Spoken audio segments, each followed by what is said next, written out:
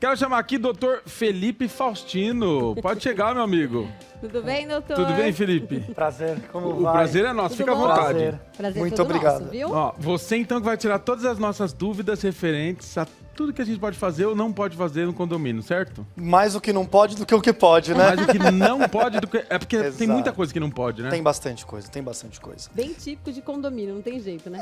É típico de pessoas que moram em comunidade. Em culturas diferentes, perfis diferentes. Não tem jeito. Precisamos regrar para que aquilo flua com naturalidade. Sim, perfeito. Bom, primeiro eu quero começar falando se existe alguma lei ou alguma regra, assim, em geral, para alocação dos salões de festa dos condomínios.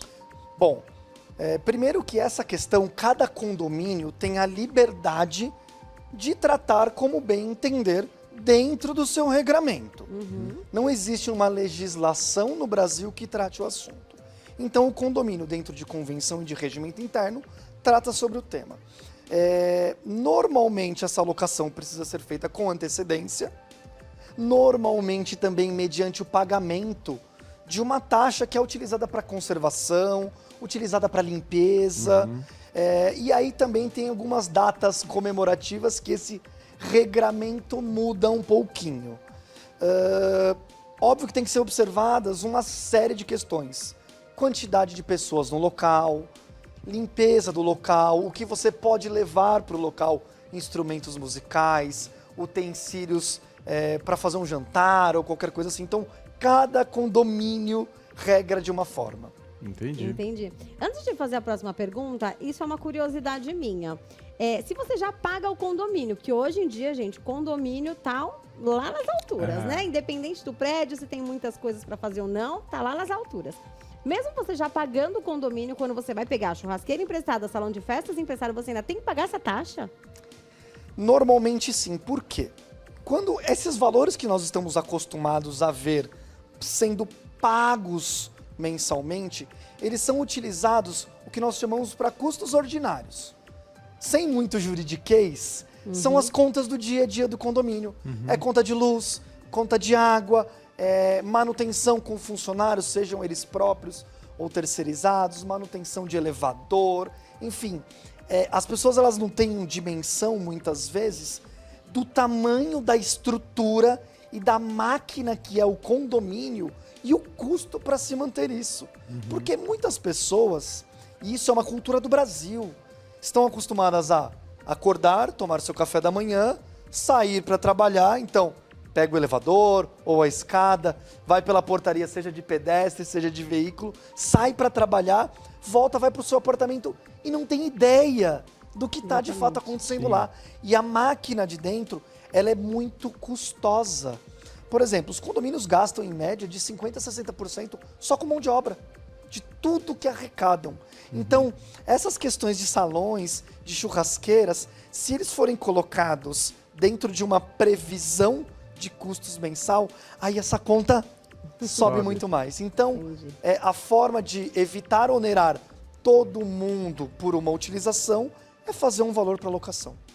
Perfeito. Bom, eu imagino que durante o ano, né, a concorrência acaba sendo um pouco menor do que agora no final do ano, desses espaços compartilhados. Tem algum problema que é comum de acontecer agora no final do ano, só para quem está assistindo em casa, de repente se precaver aí? Tem. Aliás, são os problemas que acontecem todos os anos. Primeiro que as datas magnas que nós chamamos, né, Natal e Ano Novo, elas têm um regramento diferente para a locação.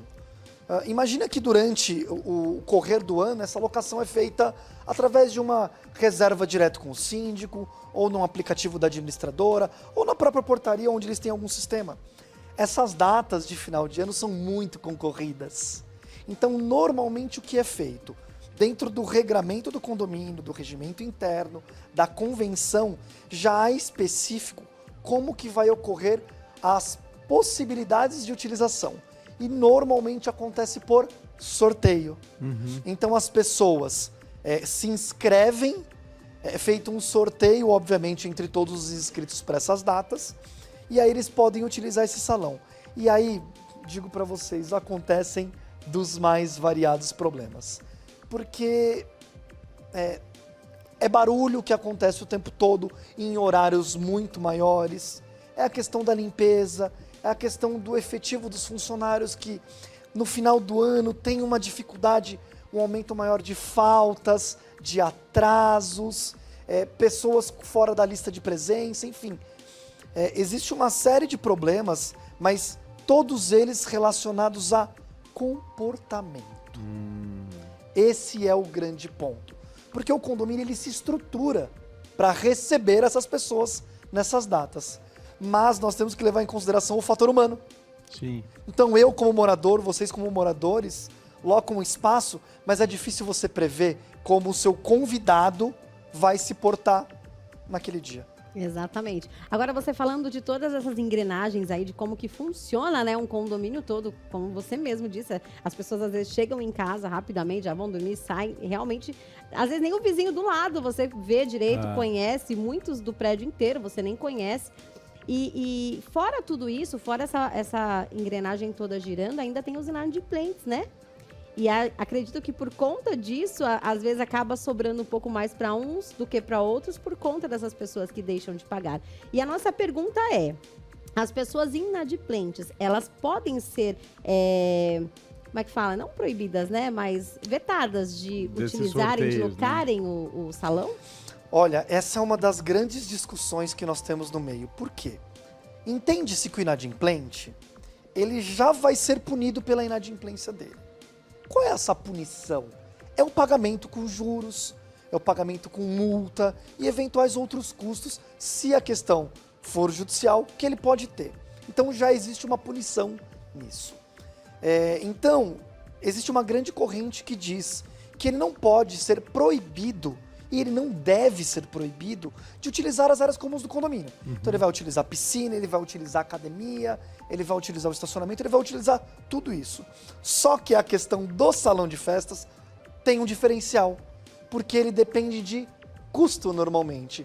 Então como é que um inadimplente vai locar o salão se nem a cota condominial dele mensal ele paga?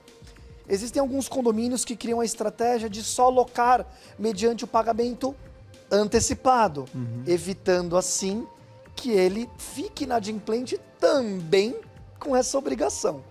Existem condomínios que não permitem essa alocação do inadimplente. Não existe uma legislação específica para isso, mas nós sempre temos que lembrar que o direito da maioria, eu sempre digo isso, a coletividade deve prevalecer sobre o individual. Você falou uma coisa na pergunta anterior que é muito engraçado, assim, às vezes até a gente fica desconfortável de falar que é sobre o comportamento dos nossos convidados, né? Porque não dá pra você ficar chamando a atenção de todo mundo ali durante a festa. Eu queria saber se por acaso você tem alguma estratégia, ou você já ouviu falar de alguma estratégia, de repente a pessoa que tá fazendo a festa ali, estratégia que ela tenha para que os convidados se portem de maneira adequada, assim, sabe? De repente deixar um aviso lá nas paredes, sei lá, alguma estratégia para cuidar disso. O que muitos condomínios fazem? Primeiro nós temos que ter uma lista de presença, até por segurança, já que nós estamos falando de imóvel residencial. Então uma lista de presença para saber quem vai nessa festa. O que nós sempre damos de dicas para os nossos condôminos? Pegue você aí do outro lado do seu convidado e explique para ele quais são as regras de utilização do salão de festas. Hoje em dia, a maioria dos convites para as festas saem por aplicativo de mensagem. Então, quando você for mandar lá o seu convitinho, coloca lá também algumas diquinhas básicas. Olha, após as 22 horas ou até após as 23, o barulho tem que diminuir. Cuidado para não sair com bebidas para fora do ambiente. Cuidado ao utilizar recipientes de vidro. Então, no próprio convite, você costuma criar estratégias para que o seu convidado consiga respeitar essas regras.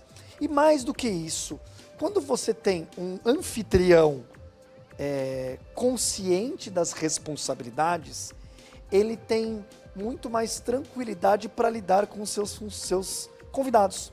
Quando você tem um anfitrião, e não é incomum, que não costuma cumprir as regras à risca, a tendência é que os convidados deles também sigam a mesma linha, porque imagina só, sou o convidado da sua festa. Se eu estou lá e vejo você respeitando todas aquelas diquinhas e aquelas regras que você me passou, a tendência é que eu também respeite. Sim. Mas se eu vejo você gritando, saindo com copos de bebidas fora do espaço, enfim, naturalmente você, sem perceber, está validando esse comportamento para que eu faça igual. Sim, com certeza. Então, essas diquinhas é legal para que vocês daí de casa consigam mostrar para os seus convidados os comportamentos que devem ser feitos. Mas mais importante, seja um exemplo.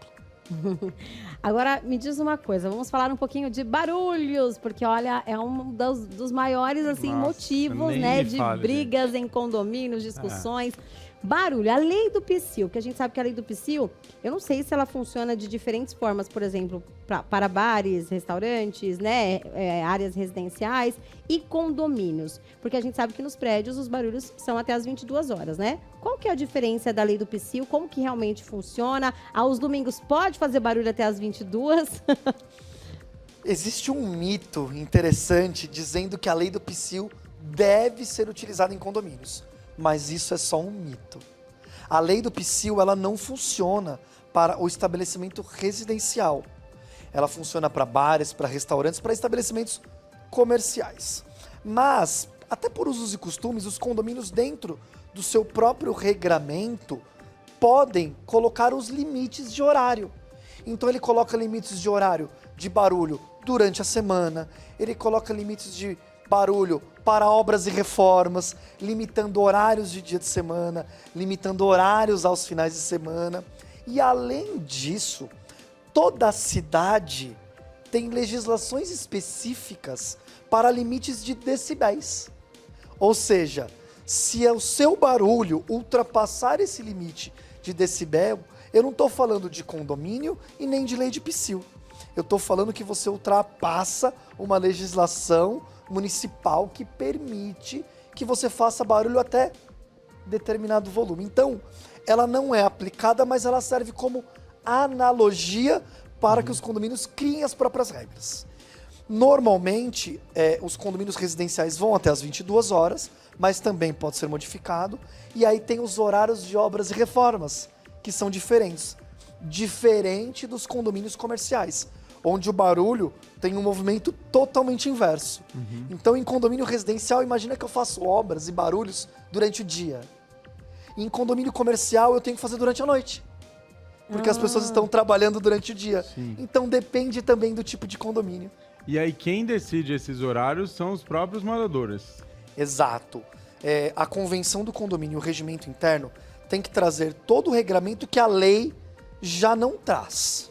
Então ela tem que determinar horário de funcionamento de espaços do condomínio, horário para fazer barulho, horário para obras e reformas.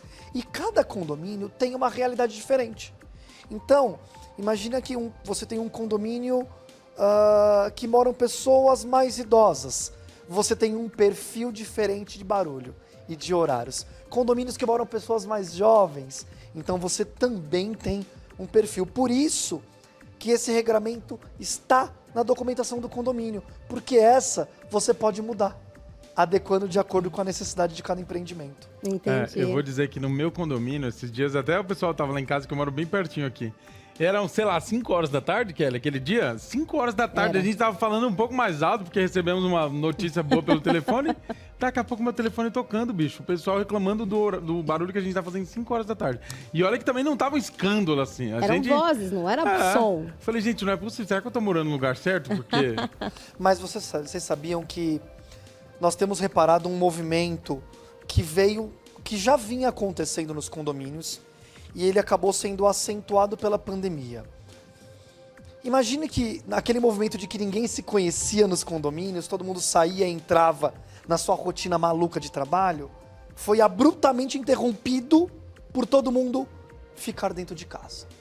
Então as pessoas começaram a se conhecer, as pessoas começaram a reparar na rotina dos outros, e mais do que isso, elas começaram a olhar para dentro do condomínio, coisa que elas nunca fizeram. E isso trouxe à tona diversos tipos de conflitos. Sim. Infelizmente, você não tem como controlar um cachorro latindo ou uma criança brincando. Obviamente que você não pode deixar uma criança gritar meia-noite num condomínio. Mas como é que você vai proibir uma criança de falar? Ou Como é que chorar você vai também, proibir né? alguém de comemorar uma boa notícia? Sim.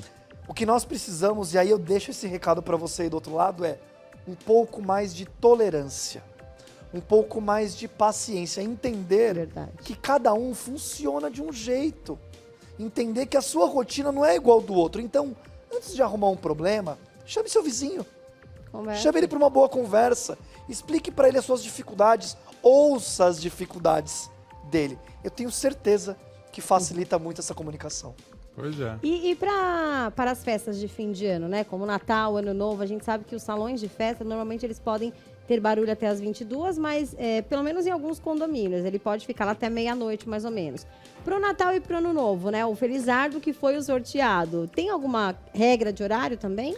Normalmente, os condomínios, para facilitar, colocam o sorteio de véspera e dia das datas comemorativas junto. Ou seja, para que eu não tenha que sair de lá meia-noite e meia-noite e um, você entrar. Então, eles colocam normalmente para a mesma pessoa. E é estendido também um pouco o limite de horário. Obviamente, não dá para 2 horas da manhã você ter uma banda tocando lá dentro. Mas também não tem como você falar para as festividades pararem às 10 horas da noite, já que tanto véspera de Natal quanto véspera de Ano Novo tem a cultura da virada de um dia para outro. Então isso é permitido e a maioria dos condomínios cria um regramento específico de horário para essas datas, permitindo aí até meia-noite, 1 hora da manhã, óbvio, respeitando aí alguns limites. A gente sabe que o Natal, por exemplo, é uma festa religiosa, né? E não são todas as pessoas que comemoram. Tem alguma questão na lei mesmo que resguarda as pessoas que não comemoram e que querem ficar em silêncio ali durante essa comemoração alheia? Bom, primeiro que o Brasil é um país laico pela Constituição Federal, então, independente de religião, o condomínio ele precisa visar a coletividade. Então, o conceito de condomínio, se a gente puxar do latim, condominium, ele já é o domínio de muitas pessoas. Então, imagina que são muitas pessoas donas de um espaço só. Obviamente, partes individuais, que é dentro do apartamento, e partes de uso comum. Então, é difícil você privar alguém para fazer valer um direito seu. Eu falo que o meu direito sempre termina quando começa o direito do outro. Então, infelizmente ou felizmente, não tem como. Um dos problemas grandes que existem em festas, né, de salão de festa, de condomínio, de churrasqueira, são normalmente para as pessoas que precisam fumar, né? Tem aquela questão que as pessoas... Isso é uma reclamação que tinha demais no prédio que eu morava, porque era a parte externa do salão, aí ficava o pessoal aqui, acabavam, né, fazendo isso, e aí o pessoal de cima reclamava. Hoje tem condomínios que já tem lá o espaço específico, mas tem os que não. Como agir dessa forma? Porque como você vai lá e fala pro seu convidado, olha, por favor, vai lá na será que rua, por gentileza, né? É meio complicado. É complexo. Vamos dar primeiro o exemplo de São Paulo. Aqui existe a lei antifumo. O que essa lei diz? Que é proibido fumar em lugares cobertos, parcialmente cobertos, fechados ou parcialmente fechados. Então isso serve para dentro e fora do condomínio. Então imagina só que existe um toldo num condomínio, é um local parcialmente coberto. Você não pode fumar lá. O condomínio não pode ir contra uma legislação que está hierarquicamente acima dele. Mas locais abertos depende do regramento do próprio condomínio. Nós temos condomínios que permitem que as pessoas fumem em locais abertos. Nós temos condomínios que não permitem que as pessoas fumem em nenhuma área e o regramento tem que estar dentro do regimento interno e da convenção do condomínio. E nós ainda temos condomínios que criam áreas específicas para fumantes. Infelizmente, não tem como agradar gregos e troianos, eu brinco. Mas a maioria dos condomínios hoje tem buscado evitar a permissão de utilização de fumos dentro do condomínio. Então, nessas questões, principalmente de festas de finais de ano, nós temos 2 movimentos que acontecem com frequência. Ou a unidade vai ser multada e advertida porque alguém está fumando num lugar indevido, ou ela vai fumar lá fora. E essa é uma coisa que é como você falou, né? Às vezes a gente não consegue controlar porque são os nossos convidados que estão ali. E falando em convidado, agora no final do ano o que acontece bastante é de repente a gente receber visita em casa e a gente tem espaço ali no condomínio que é de uso para morador. Sei lá, uma piscina que só serve para morador, mas tem umas, sei lá, os meus sobrinhos estão em casa e querem ir na piscina. Como é que funciona isso? De novo, nós vamos trazer para o regramento interno do condomínio. Nós temos condomínios que permitem a utilização, por exemplo, de piscina, de quadra, de brinquedoteca, de salão de jogos por visitantes. Nós temos condomínios que não permitem, em hipótese alguma, e nós temos condomínios que limitam, seja para idades ou para quantidades. Vou dar o exemplo de piscina, que é o mais clássico e que vai acontecer e já está acontecendo muito. Muitos condomínios permitem que você leve até 1 ou 2 convidados. Muitos condomínios permitem que você leve crianças, por exemplo, até 12 anos para utilizar a piscina. E tem condomínios que não permitem. Esse regramento, de novo, é dentro da documentação do condomínio. Eu sempre falo que cada condomínio é um organismo vivo diferente. E tem um perfil diferente. Então, tem condomínios que tem muitas crianças. Será que não vale a pena um regramento que permita que você possa levar um amiguinho do seu filho, um sobrinho lá? Existem condomínios que têm outro perfil. Então é muito da realidade de cada condomínio e muito do bom senso dos moradores. Toda essa decisão ela é sempre tomada de forma coletiva. Porque para estar dentro do regramento do condomínio, precisa de uma votação em assembleia. E essa votação em assembleia é a forma mais democrática de agradar a maioria. Entendi. E uma coisa também que eu tenho curiosidade é o seguinte, até que ponto a regra é 100% válida? Por exemplo, tem uma regra lá de que você não pode usar a furadeira dentro do seu apartamento a partir das 18 horas. Aí deu 18h01, você tá lá, sei lá, correndo, de repente, ou você não viu, né, que já estava perto de das 18 horas, passou o tempo. E você recebeu uma multa ou até mesmo um processo, porque já aconteceu também. Até que ponto a lei pode, né, cobrir a regra nesse caso? Exatamente. O que está escrito, eu sempre digo, o que está escrito não se discute. Se lá existe um regramento para isso, se nós formos levar a ferro e fogo ao pé da letra, ele precisa ser cumprido. Mas eu sempre indico para os nossos síndicos, para as nossas síndicas, o bom senso, que talvez seja a parte mais difícil. Eu já vi situações, por exemplo, olha, Felipe, eu preciso me mudar, eu preciso subir uma geladeira, mas eu trabalho todos os dias, até 10 horas da noite. Eu só tenho domingo para fazer isso. Poxa, mas no domingo o regramento do condomínio não permite que eu faça isso. Você não pode fazer isso, mas eu acho que o síndico e a síndica podem entender até que ponto eles podem utilizar o bom senso para que também isso não vire uma rotina, autorização para que as pessoas quebrem a regra. Então, sabe aquela coisa? Tá furando ali, deu 6 horas, deu 6h10, tá furando. Fulano, tem como você parar? Eu não preciso chegar muitas vezes a ferro e fogo. É lógico que existem comportamentos que precisam ser levados ao pé da letra do que determina a legislação. Mas eu acho que outros precisam haver o bom senso. Porque, pessoal, nós estamos falando de famílias. São famílias com culturas diferentes, com horários diferentes, com perfis diferentes, que moram no mesmo lugar. Você vê empreendimentos hoje de 28 metros quadrados, que normalmente mora uma pessoa solteira, no mesmo prédio de um apartamento de 127 metros, onde mora uma família com 3 filhos. São culturas diferentes. Então, se nós não tivermos bom senso e se nós não conseguimos sentar e conversar, aí a regra precisa ser aplicada. O que você falou é muito importante, assim, acho que bom senso e empatia é uma coisa que tá raro, assim, de encontrar nas pessoas, e essa semana eu tive um estresse, inclusive, no meu condomínio. Vou até trazer pra cá, aqui, ó, uma história da minha vida pessoal. Só pra saber como é que funciona, se você puder esclarecer essa dúvida. A gente faz o sorteio das vagas na garagem, e tem uma vaga específica, que era a minha desse ano, que é a mais apertada de todas, eu só consigo descer por um lado e é descoberta. Daí o que eu pensei, né? Eu acho que essa vaga, a pessoa que for sorteada ali, ela fica durante um ano e depois ela participa do sorteio só das vagas internas. Senão ela corre o risco de todo ano ficar ali, que foi justamente o que aconteceu comigo. Eu usei a vaga durante esse ano, teve o sorteio e eu vou precisar ficar nela de novo, assim.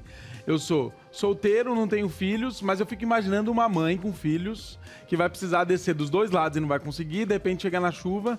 E aí eu sugeri isso, né? Só que eu sou a minoria. Eu só sou uma pessoa tentando convencer todo o restante... E nova também lá, de né? que, exatamente. De que poderia ter um rodízio para a utilização dessas vagas. De repente, quem ficou nesse ano, o ano que vem não fica. Vai precisar sortear alguma interna ali.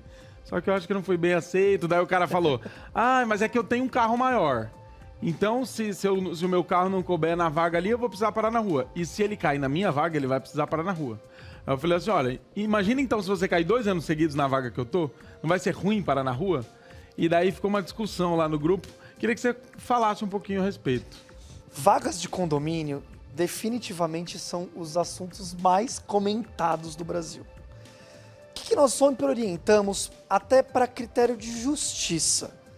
Todos ali pagam, ou normalmente pagam, para utilizar de forma igual todos os espaços. Óbvio que uns podem pagar um pouquinho mais, um pouquinho menos, dependendo aí da fração do seu apartamento, mas essas vagas de garagem nós sempre dizemos, sejam justos. Então, se eu tenho 50% das vagas cobertas e 50% das vagas descobertas, o que nós orientamos os nossos síndicos? E hoje muitos já têm entendido isso. Quem parou na descoberta, no próximo sorteio, automaticamente só pode parar na coberta e assim sucessivamente. Existem diversas formas de se fazer o sorteio.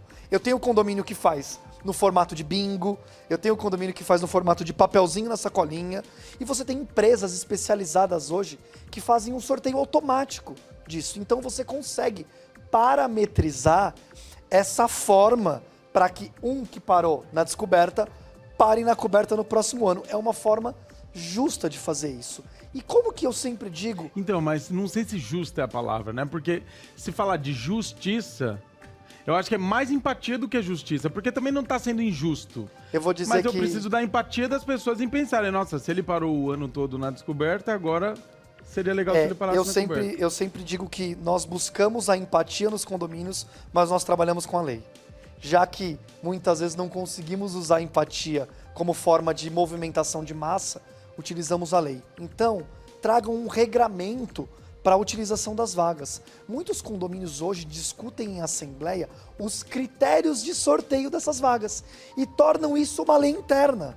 Então, esse critério pode estar dentro do regimento interno e da convenção do condomínio para que ele seja aplicado todas as vezes. E quando você fala de veículo maior, às vezes parece até um pouco rude a forma com que nós colocamos, mas quando você compra um apartamento, você sabe o tamanho da vaga. Sim. Se você compra um veículo que não cabe nessa vaga, é uma decisão sua comprar o veículo e ter os ônus e os bônus disso. O condomínio não pode ser responsabilizado por isso. Entendi, entendemos. Olha, muito bom saber de tudo isso. Daria pra ficar falando o resto do dia aqui sobre regras de condomínio. Qualquer dia já pede pra ele voltar, a gente abre o telefone aqui, né? Quem quiser tirar dúvida também, vou né? marcar uma reunião lá no meu condomínio. Vamos vou levar marcar. ele. Felipe, a gente quer te agradecer pela tua presença, por ter esclarecido e ajudado o pessoal de casa. Deixa os seus contatos para quem quiser te procurar. Não sei se você leva esse tipo de conteúdo para suas redes sociais. Fica à vontade. Obrigado. Pessoal, sigam as nossas redes sociais.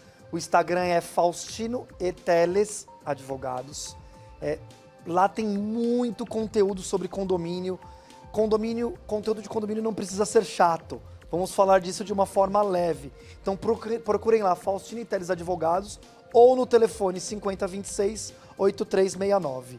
Instagram, Facebook, TikTok. Estamos em todas as redes falando desse assunto que só cresce no Brasil. Perfeito. Muito Obrigada, obrigado viu? mais uma vez, viu? Eu que agradeço. Obrigada pela presença.